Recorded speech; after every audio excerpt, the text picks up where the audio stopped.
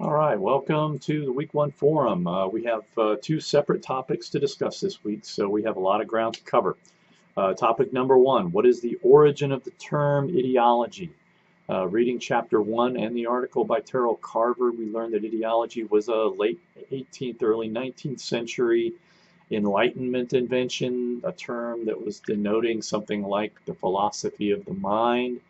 The term was coined by Antoine Louis Claude Destutt Comte de Tracy, who shall henceforth be known as de Tracy, who was a member of the French philosophe movement, and whose members believed that human reason could be a guide for social progress, and that traditional sources of authority should be replaced by more representative institutions, preferably populated by men of science. Men of science. That's how these folks thought back then. From these origins, how has the term's meaning evolved? It presents the image of a very elusive target, doesn't it?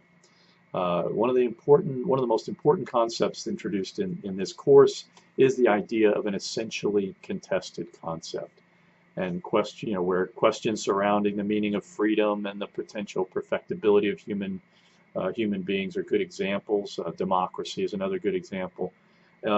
What does it mean for an essentially contested, for a concept to be essentially contested?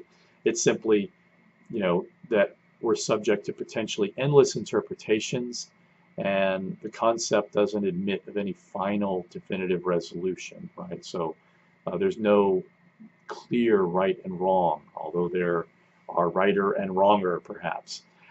So what do these various meanings of ideology addressed in the opening chapter and in the Carver article really suggest about the challenges inherent in studying the different kinds of ideologies that have emerged over the course of the 19th and 20th century? That's sort of something that we need to talk about. The authors provide us with a four-part definition of ideology, right? Ideologies do what? They explain, they evaluate, they orient, and they give us a program of action, right? In that sense, all ideologies provide a basis for converting belief into action. Another important insight from this first chapter is that some belief systems are not considered by the authors to constitute a discrete ideology. One such belief is nationalism. So why did the authors think that nationalism is not an ideology? I think that's something we can talk about.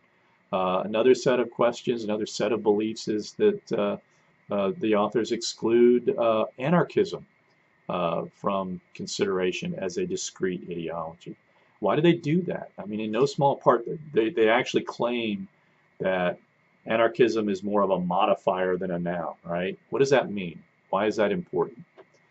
Chapter 2 addresses another essentially contested concept, and that is the idea of democracy and its status as a kind of aspirational ideal to which virtually everyone today claims to uphold in some level. The question of origins is again very important. Athens is considered the birthplace of democracy, although there were probably places before that that practiced something like democracy.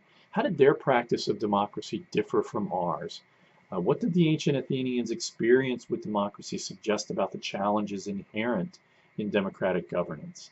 What did ancient philosophers, Athenians like Plato and Aristotle, think about democracy? They clearly thought it was a bad kind of government, right?